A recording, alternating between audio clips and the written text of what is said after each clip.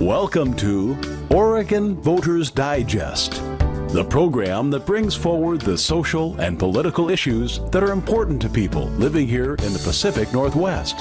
And now, your host, Bruce Broussard.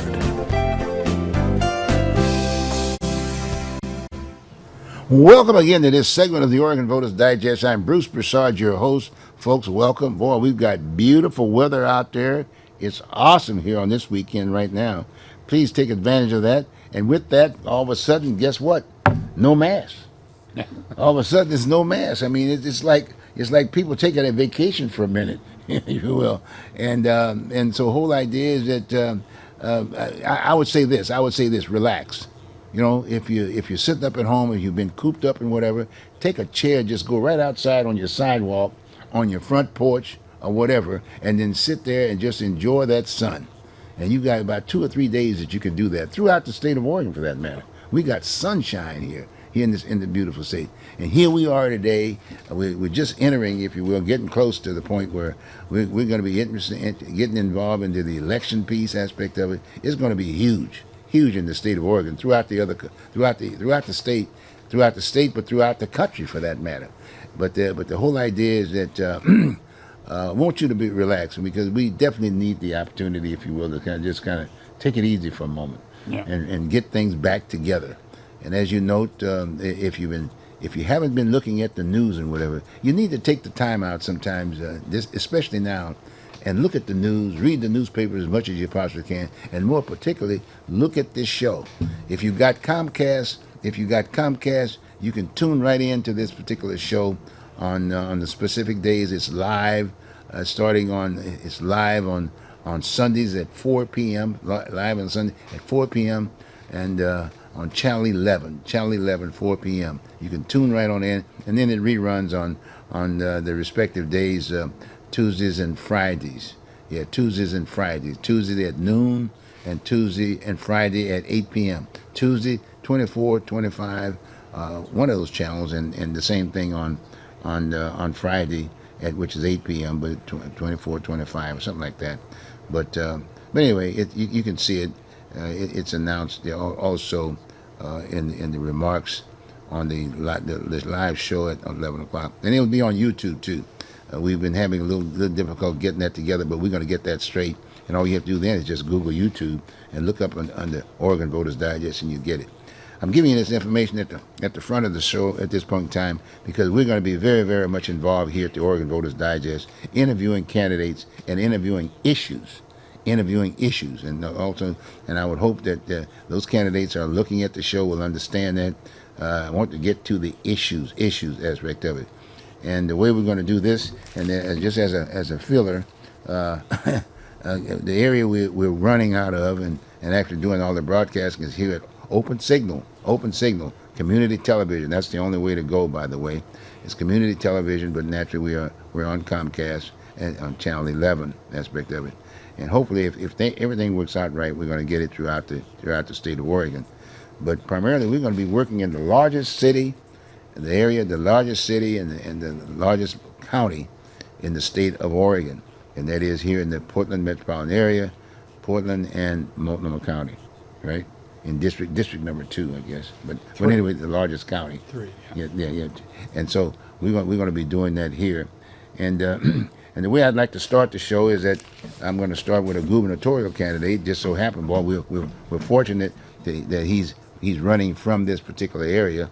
I mean, there might be several others, but one person that I'm very, very sure of, and there's a gentleman by the name of John Sweeney.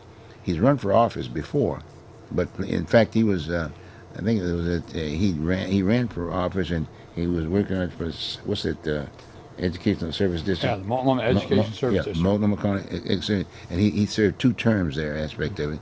But again, he's still been very, very involved in community from that point on. He's been on Voters Digest in the past for a number of years, and then at the same time, we talked about some very interesting subject matters. One of which is relevant today, and that is the whole issue of weapons. I mean, he's an expert in that particular arena. We've done some things along that line, and all the other areas. So we got John Sweeney here. John Sweeney is here with me today, and we're going to use John, and hopefully you'll get the idea. He's running for statewide office. He's running for governor, and we're going to at times. You can. By the way, once the voters pamphlets comes out and this, that, and the other, you'll see excerpts of basically his press releases and things of that nature that he'll be putting out. But we're going to take advantage of it to a certain degree because we'll also talk about local issues. We'll talk about local issues, and we'll talk about some very specific issues that I think that the voting public needs to know, and that sort of reinforces the fact that if we've got folks who are running for office that can't talk and identify the issues, we've got issues, and I would suggest that to you, that you need to understand it. Still with pandemic and this, that, and the other, it's going to be very difficult to knock on doors. Mm-hmm. It's going to be very difficult to knock on doors because we're still right in the midst of this serious situation with the pandemics and whatever. In fact, a lot of people don't even know what's going on right now. It's that bad. At one moment, we were told that it was mandatory for the mask, and then just recently, John, and just recently, all of a sudden, the mask is not here anymore. I mean, all the states not. Oregon was one of the leading 4 states that said no mask, no mask in the schools and whatever. And I'm sure that the grown-ups are saying, "Hey, I'm not wearing them any." So consequently, here we are now with no mask. And in all due respect, the federal government basically was going to give us masks. In fact, we're still waiting. People are still waiting for the mask that has been shipped out to the entire nation, for that matter. You see, and here we are. We spent all that money on all these masks, and then now we're being told don't wear the mask. Welcome aboard, John. Now you know where are we? Well, I've got a new definition and position. Let me say a definition, if you will, for this area that we're in. The swamp. You've heard that name before. Oh yeah. Have you heard that before? The swamp. Yeah, they refer to it as Washington D.C. and then in Oregon, it's basically Portland. It's really bad. Every state has a swamp, so we have our swamp, and it's Portland, Oregon. Portland, Oregon, and the guy that's put the advertisement on that whole piece is one of our 6 mayors. His name is Ted Wheeler. You remember that guy? Yeah. And I'm just throwing that out to you, and I want John to be jumping right on in this piece. But I said 6 mayors, right? Because at one point in time, one of the city commissioners, Mingus Maps, he'd made a point in one of their so-called meetings, city council meetings, said that there are 5 mayors here at the city council, 5 mayors, and I said, oh no, there's an extra one because there's a prior mayor, Sam Adams. He was mayor, former mayor Sam Adams. Yeah, so that's right. We got 6 mayors in the city of Portland, and we still got problems, big problems. Okay, so I want to make sure we throw that piece out there, folks. We're going to be discussing those kinds of things too, and then naturally we got the largest county in the state of Oregon, and then we got an issue there. Yeah. One of the main issues is the fact that the chair, Deborah Kafori, is term limits. So she's not going to be there anymore. And the biggest thing that's going on over there is that all of the other 3 commissioners that are sitting commissioners are all running for her seat. Yeah. We have to talk about that, because I think you got a little background on that piece in terms of do they qualify actually to run for the county chair, and while they're sitting commissioners, if they're not running already, or what? What's the deal on that deal? Well, I'm sorry, folks. Just John Sweeney. You've seen him here before. Go on, John. Well, the city commissioners could run for just about anything, and the county commissioners, they could run for another office in their last year of their office. And I think there's 3 of the 4 are running for the chair of Multnomah County. Right. One of them's running for re-election. Right. That's District 2. Yeah. And so the other 3 are running for the chair, and it's because their term limited out. So they will be gone from the county commission, or there will be, if they lose, all 3 will be gone. If one of them wins, then they'll be on as the chair starting next year. But there's somebody else who's got to look on that seat.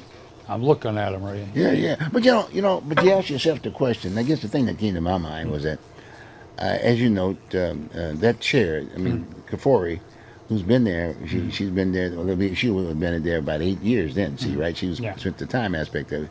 But if you notice, the other commissioners were not as prominent, if you will, taking the lead role on the various issues. The way it's set up, you would think, and it's districtized. It's not like the city of Portland. The county is districtized. They've got 4 districts, and there's a commissioner for each district. Right? You got me? And you would think that when the media, you can follow up on that piece if you like. But the idea is that what I've seen is that whenever they're wanting to talk about Multnomah County, or it's just Multnomah County as a whole, and never in the specific areas like the district. For instance, we have the biggest issue of a lot of times some of the issues that we have here in the so-called swamp.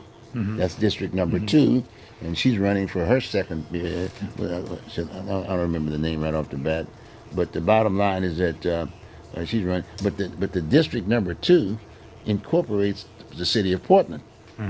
In the city of Portland, so that's where all the action is, all the demonstrations and all this, that, and the other aspect of it, and yet and still you don't see the District 2 person commenting on her performance from the standpoint of what are you doing about the problems here.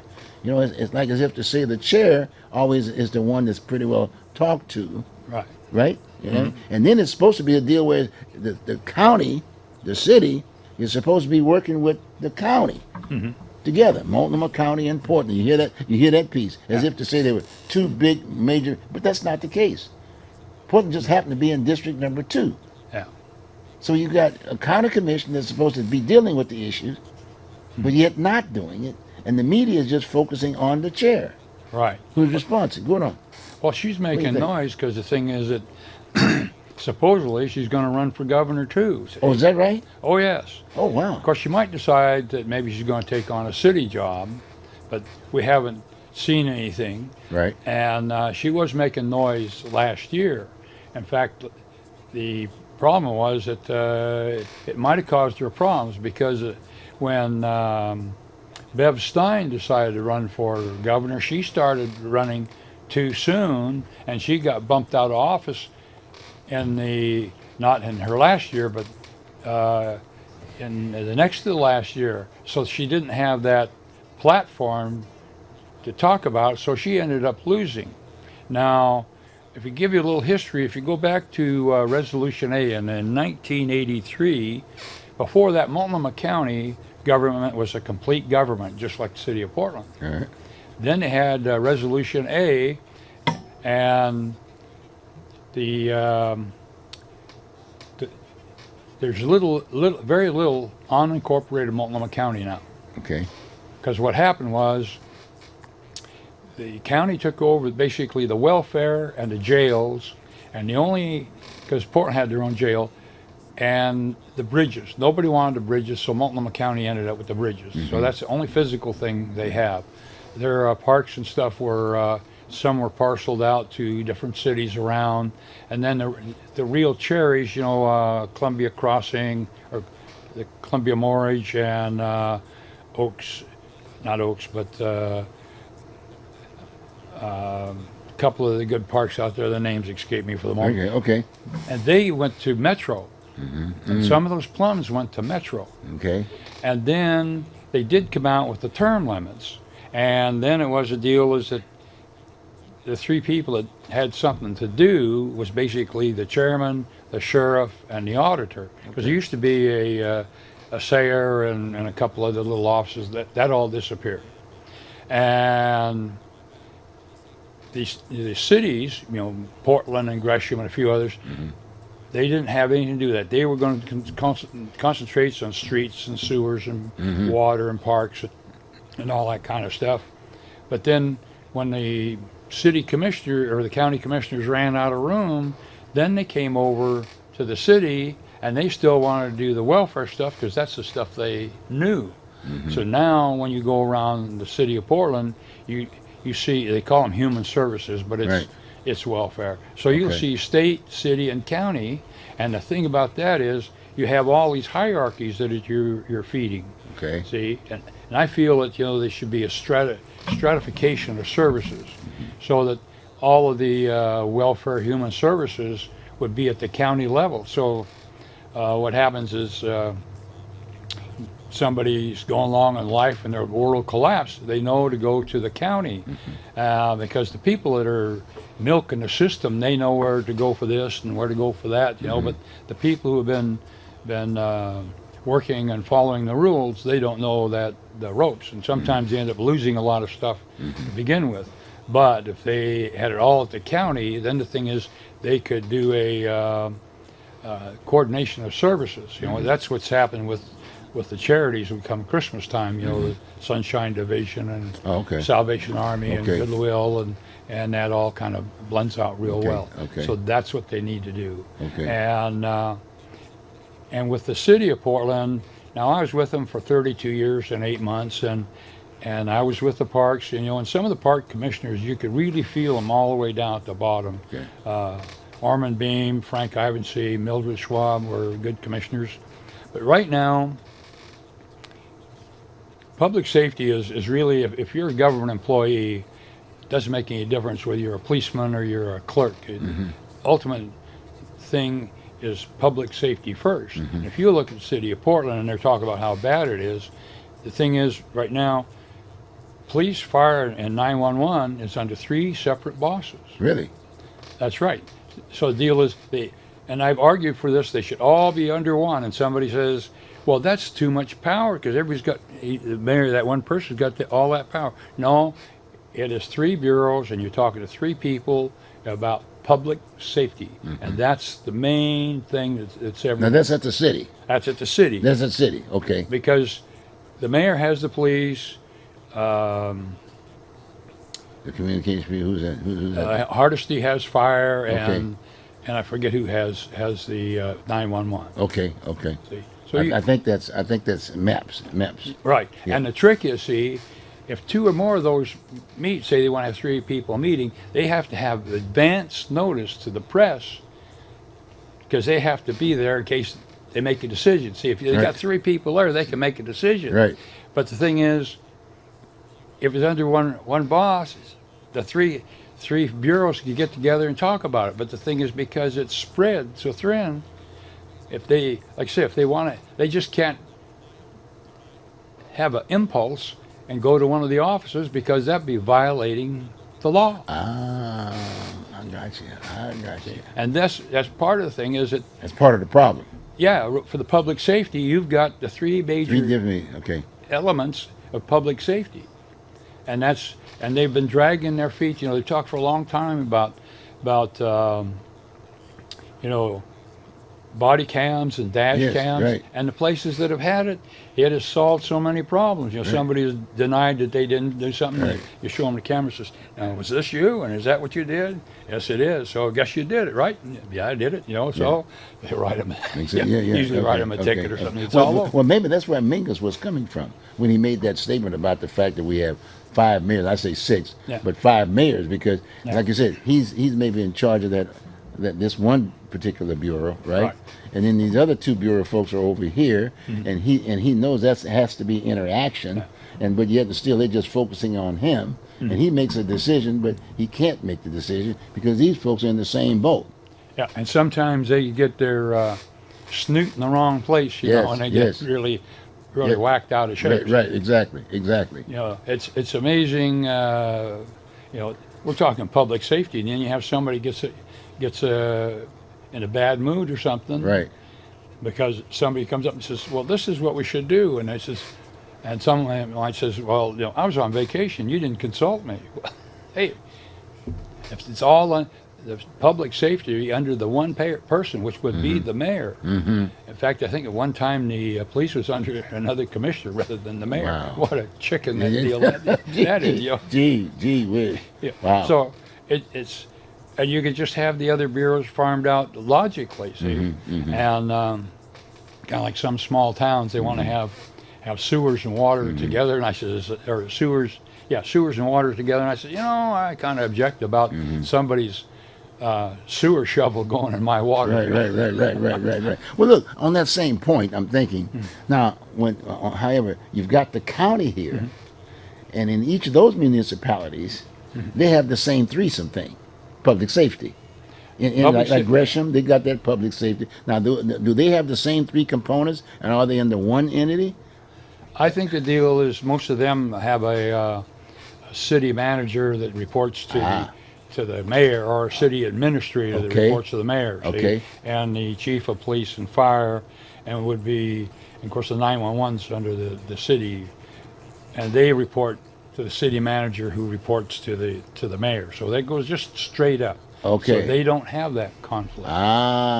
So it's working a bit better, right? Yeah, Because, and of course, the interagency agreements works pretty good. You know, when something gets real big, why Portland helps Gresham, and Gresham will help Portland a little bit and around there. But the thing is, in the cities like Gresham and that, the deal is the police and fire, they report to the city manager, the city administrator, who reports to the mayor.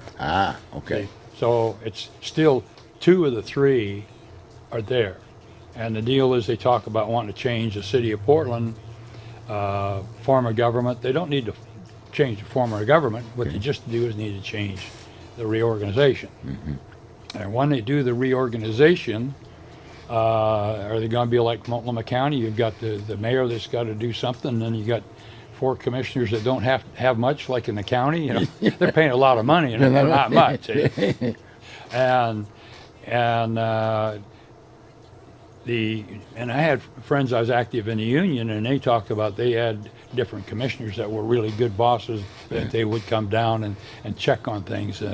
Like when I was first got on with the city, Orman Bean was there, and about once a week he'd go on tour, and the superintendent at the time, now he'd have an agenda lined up. Well, sometimes things were going haywire, and the union says, you need to come over and look at something such and such. And Orman says, we're going over here, so we go over here, and here's the director of parks, wiping the stuff off of his face. Jesus. But and so and the union had a real good working relationship with the city commission. It was real good, and they knew which one to go. Now it may pay to change where you have the commissioners by district, but they could still run bureaus. Yeah, right. So, in a lot of ways, it's not broke, so don't fix it. But Right, it just right. needs it's a matter of organization. So that top person, that top seat, Yeah. needs to basically really manage, if Yeah. you will, right? And that's the lacking. Yeah. Because I'm just thinking about, that's why we've got this swamp thing going. I'm going right back to this whole area here. We Yeah. got the county and we got the city, right? You got me? And the counties pretty well have their acts together. Like you said, they may have a city manager or whatever, but they've got a flow. Yeah. They know what they are. But when you come to the Portland metropolitan area, that's a whole different ballgame. Yeah, well, the deal is, when you were in the Marine Division and Yeah. I was in the Army Guard Division, there was a 2-star general Yep. up there. And Yep, the deal that's is, right, that's right. he's the one you all answer to. Exactly. And we don't have, with all due respect to the viewing audience, and that's why, I mean, a lot of folks are confused about the definition of the city, Yeah. the definition of the county, but more the city. And we've got all these issues that are facing with us today. We got the whole issue with homelessness. We got the whole issue, like you were saying, the homelessness aspect of it. We've got the garbage pickup. I mean, there's these and there should be bureaus to deal with that issue. But again, someone needs to be managing basically that flow. Right, and I think that should be under the county, and the city could do things to help them, because you look at the homeless thing, or houseless, whatever they want to call it, and some of those people like it that way. Yeah. Because in the parks, and I had the parks out there in North Portland, and they had a lot of them out there, and some of my park attendants, they'd get out there and get talking to them, and they wanted it that way because they felt that they were free, and they weren't interested because they were getting by. And in fact, I talked to a bunch of them. There was a talk about hiring him so I talked to several of them. I must have talked to 12 or 15 of them about getting on temporary, which could lead to permanent. They said, well, we don't have an address. I said, you can use my office. I says, you can use the phone and I can get a hold of you. none of them were interested. But the deal is, most people I talk to says, you could get on temporary, and then they have these exams, and you can become permanent. A lot of people were really interested. Yeah. So Tell me this, John. Was there any time where things looked like they was working pretty good between as opposed? Was there a time when the flow was going pretty good within, as far as the city and the county was concerned? City of Portland. What area was it? yeah, I think when Terry Shrunk was the mayor. Terry Shrunk, okay. Because he had been a fireman, then he became the sheriff, and then he became the mayor, and He had the exposure. yeah, and they worked back and forth, and it just worked well. It just seemed to work well, and they just seemed to work well, and the other part about when the Resolution A, the city of Portland was a 10-mile by 10-mile square, and then when this came in, they expanded the boundaries, and Portland's now a 10-mile by 15-mile rectangle, and the dividing line between Gresham and Portland is out there, 181, 182 along there, because that's Is that Troutdale up in that area? yeah, well, it's actually not quite that far. Okay. And what that's for is so the two big sewer systems are gravity fed, and that's why did they pick the boundary here? Why didn't they pick 122nd or something like that? They looked out there and they looked at the slope of the land, and so at 181, 182, because it goes up and then it jogs, that's where they made the boundary, because that's how the sewer systems work on being gravity fed. Huh. So And they use that as the boundary. As the boundaries. Wow. No, and I think there might be a few places where there's Gresham lines into Portland and Right, Portland lines right, into Gresham, right. but it's basically the topography dictated that because it made the sewer systems work better. Well, again, that same point, and folks, you understand now, that's why I'm calling this the swamp. Yeah. The swamp. We're in a swampy area, and it's the largest of its kind here within the state of Oregon, right? And it's confusing, and right in front with it, there's a need of some sort of a repair, and we're trying to do that, right? And Right. they're having these discussions about districtizing the city of Portland, right? Got me? And whether or not they're in need of a city manager, and what I was hearing from you, from the standpoint when you said that when Shrunk was mayor, he had actually had experience and exposure in both the county and the city and other entities. Right. So therefore, when he understood that, and he'd already developed a definition of how it should work. Whereas on the other hand, today's situation, the way the makeup of, let's say, of the city council, they've not had that exposure. I don't know of anybody that was sitting there other than maybe Sam Adams, Yeah. former mayor. He was a mayor because when he was working for Vera Katz, Yeah. he had some time there to really kind of work with the county, Yeah. because Vera was an exposure kind of a person too. She'd been around. And so she didn't have. She was in the legislature, right? She was in the legislature, and so she basically worked with the county during that particular time. And Sam had that opportunity. But other than that, the other five entities that are sitting there, the city councils and the mayor, both, all of them, they've not had that experience. You know what I mean? You see what I'm saying? Yeah. They have Well, nothing. And Vera Katz, she also was a full-time employee with Portland Community College. Right.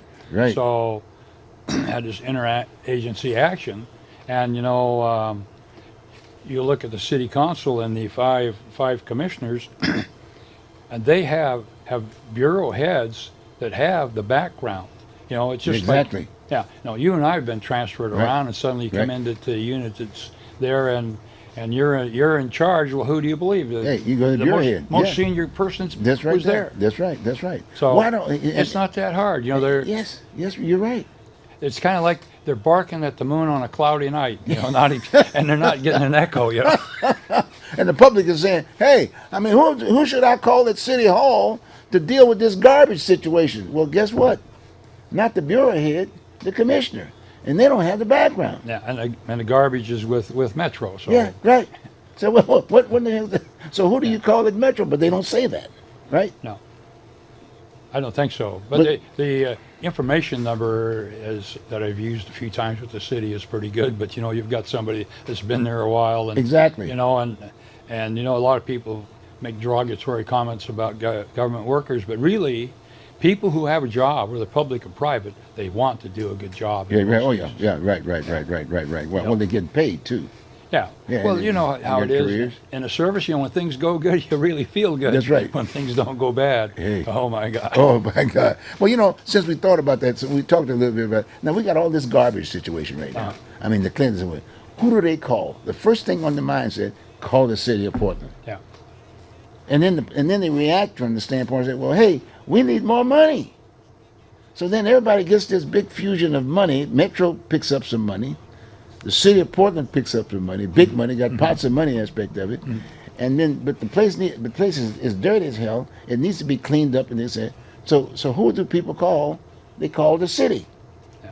And then the city is kind of like in charge of, let's pick the garbage. But they have no background within the garbage picking. That's Metro's job. Yeah. Well, the thing is, Jesus. they've gone out and done some cleanups, but the thing is, they haven't said, okay, where are we going to put these Exactly. people? And pick a spot and says, this is where you're going to go. Yeah. And if you don't, we're going to put you in the can overnight, and right. maybe your stuff won't be there in the morning. That's right. But the deal is, you have a place where they're going to go, and and then you have the restrooms for them, and maybe you could even borrow from the National Guard a shower and the laundry services. Because I went to Fort Irwin, California, and had field shower, and wasn't there long enough to need laundry. Right. When they set it up, they could right. set that stuff up. Right. And actually, if you look at a lot of those empty buildings downtown,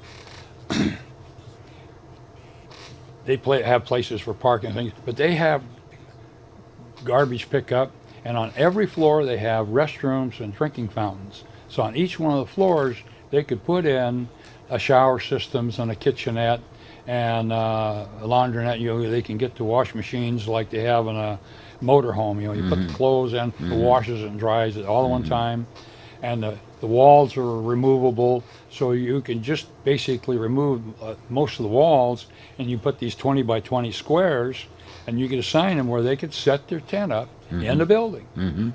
And so one would be dry. They get in their tents and it'd be fairly warm, and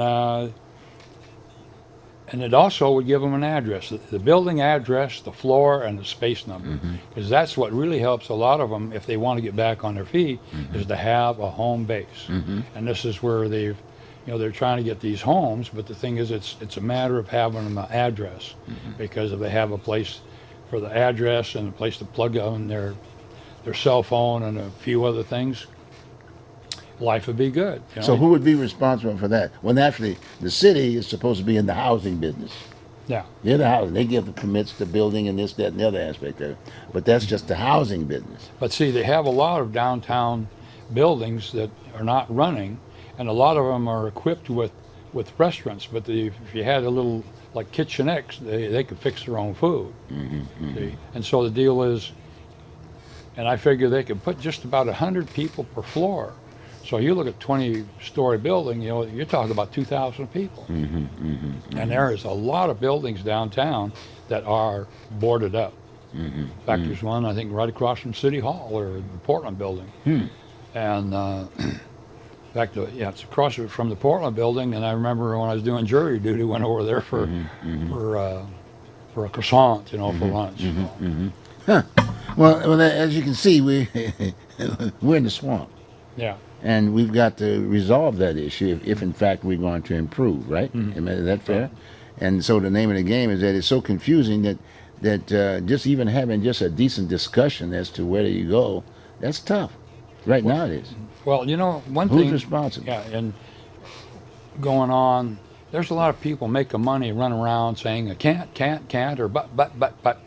And they make a living at that, rather than saying, okay, this is a problem, we're going to solve it. See, the deal is, if they dumped it in our lap, we'd probably have a result in 2 weeks. Right. Well, and then as you were thinking about taking some of the major issues that we're faced with today, and we may not have time to get them all. But that's why we're taking this time, and hopefully the viewing audience will be patient with us, because this is not a soundbite stuff we're talking about. No. No, this is something we got to have a discussion. You need to know history about you got to have history has to be brought to the table to be able to deal with these issues, and people need to be knowledgeable as such, because they are the ones that are paying for this stuff. The public's paying for this stuff. The voting public are paying for this stuff. But in all due respect, but paying for what? Got me? We got to get something to put that sound. And then let's just take the garbage aspect of it. Like you said, Metro is running. That's what they do. That's their lane. Metro is garbage. Yeah. We got garbage on the street. But the way it's projected from the media standpoint and from the public standpoint, the city of Portland is responsible for the garbage. And they're basically calling all the shots. Yeah. It should be Metro's job Yeah. to call the shots. Yeah. And that's where the money should be in an organized way. And that's where those commissioners down there are controlling that budget, right? You got me? And when you think about it, and I used to work at the U.S. Waste Management aspect of it, and U.S. Waste. And the bottom line is that I was in that aspect of it, but it was Metro. Like I said, on several committees at Metro about the garbage. Well, it's organized. Yeah. They got routes. Yeah. You know what I mean? And they compete with one another. And they got dumping sites. It's clean. So meaning when a person gets up in the morning, the garbage is gone. Yeah. You just go by, pick up your can, and put it in the backyard, right? Yeah. You got me? And today, so now all of a sudden, the city of Portland is supposed to are being responsible for the garbage, Yeah. and they're getting all the money Yeah. to deal with the whole issue of garbage, and you got stuff spewed all over the place, aspect of it. And you would think that, and I'm just thinking from just a simple term, go to the Metro people and the people who's handling the garbage aspect of it and say, we've got a problem here. We're not picking up enough garbage here, this, that, and the other. Well, hey, I'm just saying, for instance, okay, fine. Well, we got more garbage, whatever, and then, well, guess what? We'll just give it to Metro. Metro comes out, organize the plan, and put up the garbage pickup with the various routers in the area aspect of it, and then say, okay, fine. If you drive down this way and then you see couches or this, that, and the other around the deal, you take a photo, you call up the dispatcher, somebody picks it up. Yeah. It's out of the way, and it's clean. But my point is, they're not talking that way. That's the thing that bothers me about that whole piece. Yeah. Well, like my park district, the thing is that graffiti was really bad. Right. Well, we went out there and had some universal paint, which was pearl gray from Miller Paint, and Right. and we would paint over it. Right. And pearl gray was fabulous because it would cover almost 19 times out of 20 the first time, okay. even over the red. Okay. And you just kept up, you know. And some of the other districts were saying, well, how come you don't have much graffiti? I says, because when somebody makes a mark, we make a swipe with the paint. Okay. Yeah, because And it was organized, right? my park attendants had it. You know, they went around. In fact, one of them, Larry Brown, says he was there, and he says he was going like this, and he looked over, and here was some guy that was face got real long. It must have been his graffiti. So then Larry started stroking and whistling. So, but you just got to keep after it. The garbage is the same Well, thing. what happened to that? I mean, all of a sudden, the city's supposed to be doing that. They're part of parks, right? They deal with the parks, right? You got me? All I can do is talk to you about my area out there in got North you. Portland. I got you. It's just, this is what we're going to do. Yeah, I got you. And I had 4 park attendants, and they each had a section of it, and they just kept right at it. Wow. And they had a real big project where we go out there in an afternoon, and you know, we got 4 or 5 guys a slopping paint. So, Right. but it did not last because we were on it. Well, so why was it operating so efficiently as opposed to how it's operating now? Now you call the city of Portland, and they dip in and get the money, and they're basically saying, okay, we're going to take bids on taking this stuff. What happened to the process that you're talking about?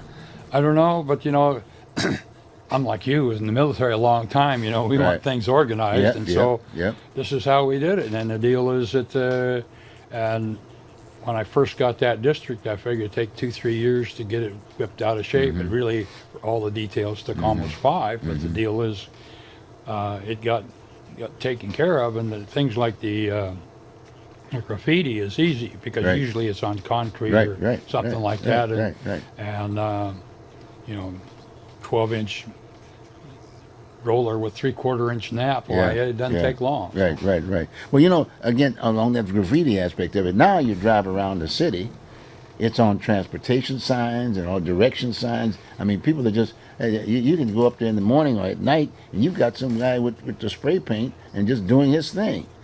Well, how did we get to that particular point, John? Well, actually, if you stood against the building and didn't move, you might get painted yourself. Yeah, that's right. But it's because they can get away with it. And yeah. I remember there was a show, and it was some gangbanger saying, we're killing each other over property we don't own. Yeah. And they're marking this stuff as their territory, and they actually get in some pretty nasty fights over, quote, their territory. Yep. Jesus Christ. Woo! Back in the swamp, folks. That's where we are right now. And the thing that comes to mind, and that's kind of like where I'm going with this thing, the aspect of it. We got an election process right now. People are running for office.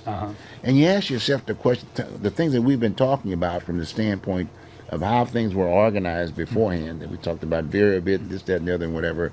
But the fact of the matter, these people had backgrounds.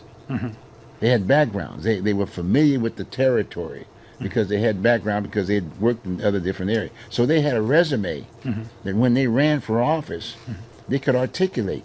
They had some background. They could do the job. Yeah. Whereas on the other hand, when you file to run for office today, there's no background. Yeah.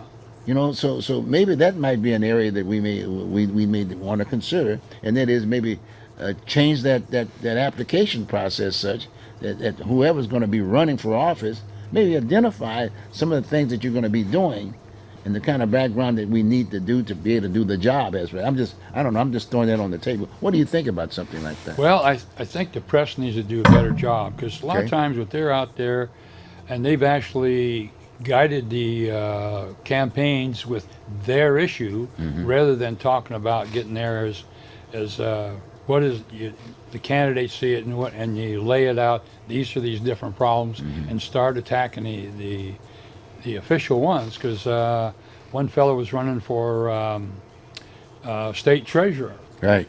and so he was having an interview, and he was a Republican against this Democrat, and they were talking about education and all this, and the Republican says, we're not running for superintendent of public instruction, we're running for state treasurer.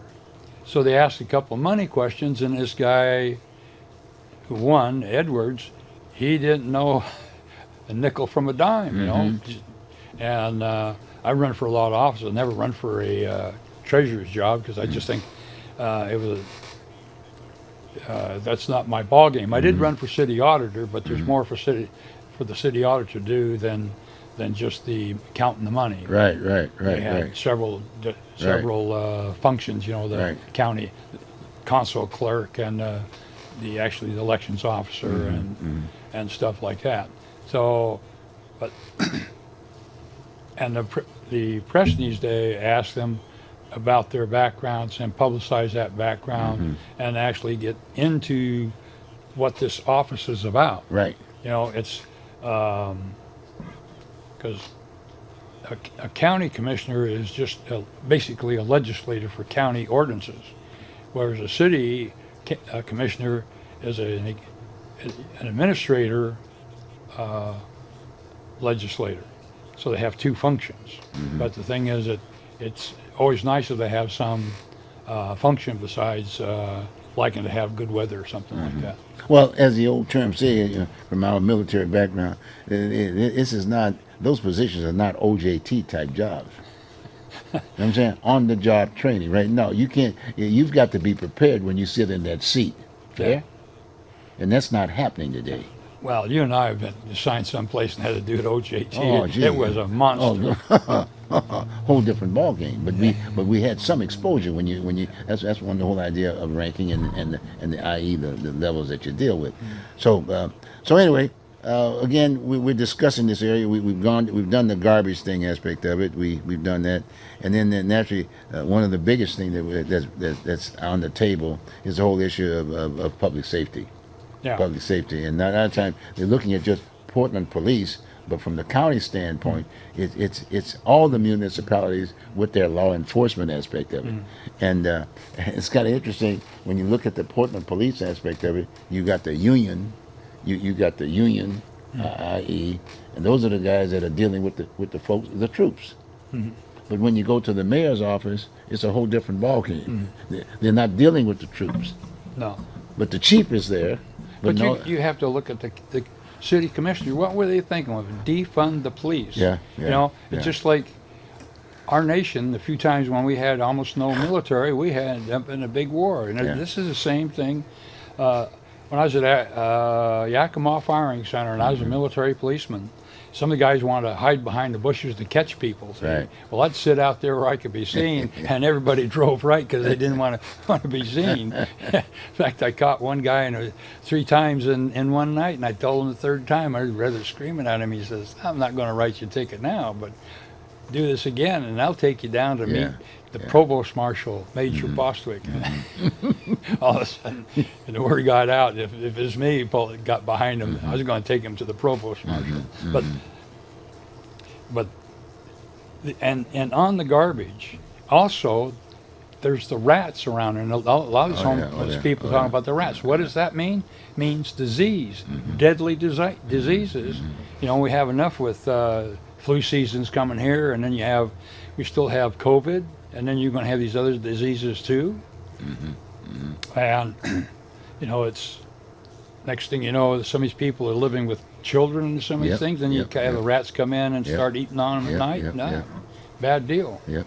Well, like I said, we're having again. That's why I'm saying, hey, we've got the swamp here. Yeah. We got a swamp, and in all due respect, we got problems. Yeah. We got to clean it up, and it's going to take more of a discussion. And we're going to have these kinds of discussions between you and I and whatever. So before I interview these other folks, because in all due respect, their resume is a variance, if you will, in terms of how we're talking. Yeah. They've been told, look, you got to do it this way. They've hired their campaign managers and this, that, and the other, and they've said this is the chart. But these campaign managers don't have the background either, you know. And it's one thing to say, well, I can do research, and then from my research, now I got the answers. No, it didn't work that way. No. You've got to have your hands got to be dirty. You've got to be out there doing the work. You know what I mean? Yeah. You have to have gone through boot camp to be able to do the job, right? You got my point. But the fact of it is, it's solvable, but it's tough, and it costs quite a bit, and the taxpayers are being told to pick up the tab on all of this stuff aspect of it, and it still doesn't get done aspect of it. So, on that particular note, we'll say that we've gone through quite a bit right now. We got about another 10 minutes. Is there something? Let's say something else that we might want to discuss at this point in time. We talked about the idea of the application process, and the fact of the matter is we need to look at that, and I think that makes a lot of sense to be able to say that when one looks at a file, and the public needs to be told that, and the person, anybody should run, right? But in all due respect, when they fill out that application, it's something that tells them point blank, if you don't have certain backgrounds. Then they, as on their own, they say, well, there's no sense in me doing this, and if you got the committee set up right, when they get the paperwork, they will be able to say, okay, fine, yes, this person has some background, this person doesn't have any background, and either you do it one of two ways. You either do it through the application process, and the person say, well, there's no sense in me filing to run for this office because I don't have the background. Yeah, on that thing, you know, when you fill out your voter's pamphlet, they ask you several questions, and Right. one of them is about your occupational background. Right. But that's on the voter's pamphlet Yes. right at the end. So Yes, yes. maybe that portion needs to really be. Yes, that should be at the front end. Yeah. And they do ask what your application is, Yes. or your occupation at the time. Yes, So, yes. But like you said, when you start thinking about the media and what that particular piece, it's not getting the same push. I mean, No. it's working the whole deal out. That's what I'm saying. Yeah. It may be there, but it's not organized. Let's put it Yeah. that way. Got me? And I think with some of the media, they look at some candidates and figure this candidate's going to spend a lot of money at our TV station or our Yeah. newspaper. Yeah. So they don't care if somebody else happens to be fully qualified Right. that doesn't have enough money right at the time. So maybe if they would get into that, and then that, like I say, just change that application form right from the beginning. What have you done in the past? Right, you right, know? right. So that would make a difference. Right. Well, almost like what we just got through doing. My whole interview with you was to basically get you talking to wherever you've been. See, you are running for governor, and then the bottom line, you should have to have some kind of background and some interest of doing government work. Yeah. And actually and then participating in even running for office. As the way you've run for office, you've learned something because you had to delve into things and you had to have something to say. Right? You got me? Yeah, and you and I, with our backgrounds, the deal is we take a look not just right here. We're looking at the whole thing because like in war, the deal is somebody shooting at you is not from next door; they're from a long ways away. Exactly. So I've always had to learn a long time ago about the bigger things. My dad was into a lot of things, and his aunts and uncles, were in different things, and they're in logging and fishing and farming and manufacturing and a whole bunch of things. So it's gives you a wide background, and then they get all kinds of magazines. It makes real interesting reading and stuff like that. Well, you're right because again, like I said, this swamp aspect of it, and I think we've accomplished some things in this particular session because we have bureau heads. We've got bureau chiefs in each of the various entities of concern, right? We got bureau heads. Yeah. They should be at the table. They should be part and parcel of putting that application form together. You see what I'm saying? And even then, adding on from the standpoint of what are some of the issues that they're having problems with that they need to solve. The bureau heads. That should also be a part of that application process. And then that way, that would attract people then who have certain backgrounds to be able to say, I think I can deal with this. Then that's a real app now. Well, one of the real problems is that when Jimmy Carter became president and they went to the zero-based budget and zero-based budget modified, right. They are so obsessed with the budget and the money. You write a proposal which cannot exceed 2 pages, and they look at the bottom and they talk about, Bruce, the money. You're talking about, well, what about the pros and cons? No, the money. They're so hamstrung by thinking about the money. And you and I would say we're going to change something that already exists. Well, most of the money still is there already. And it might be using the same money, but the fact that they see money listed on a sheet of paper, they just go out of their mind. They're just absolutely paralyzed. So, and I've talked to them like at work, they come something new, and of course they use it sometimes if they don't like the idea or they don't like you, it's not in the budget, so nothing gets done. Yeah.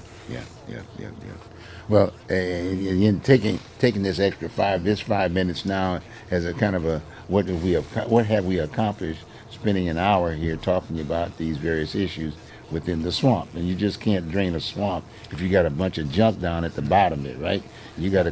After you drain the water, you got to clean all the mist that's down there, right? Got me? And we haven't even gotten there yet. See, we're just looking at the swamp, so to speak.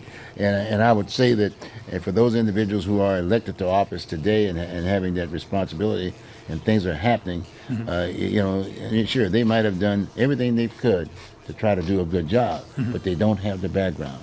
Yeah. They don't have the resume aspect of it. And I even say that now, just to be very specific in regards to the mayor. Guy's having a tough time. He really wants to do what he wants to do, but he's never been there. He's never been military at all. He's never been he hasn't been a bureau head. He hasn't actually got his hand dirty on all this other stuff. I'd say that he might have known 1 and 1 was 2, maybe it was 2.5, but the fact of the matter is you got to have some sort of background on some of the things that are happening, and he just didn't have it. He's worked his franny off aspect of it. Yeah, the deal about making that plan and then start operating that plan. they had the riots down at Portland State with Right. the college students and Yeah. stuff. Terry Shrunk took over the whole city except for the financial part.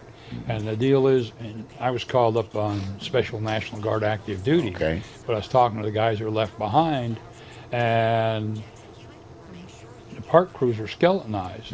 Everything else was skeletonized. They had trucks out there, and they were moving barricades, and they were moving picnic tables. They were moving park tables. Whenever the police call up, we need this or we need that, why somebody from somewhere in the city moved on that. And they had the